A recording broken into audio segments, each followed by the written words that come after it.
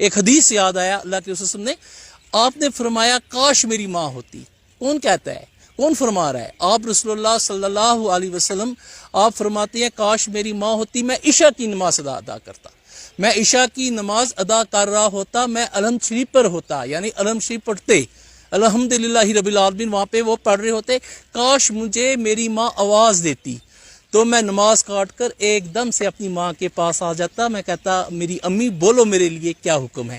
آپ یہاں سے اندازہ لگائیے، آپ یہاں سے سوچ سکتے ہیں کہ عورت کا مقام جو اسلام میں ہے وہ کیا ہے۔ یہ معمولی بات نہیں ہے، عشاء کی نماز کی فضیلت بہت ہے۔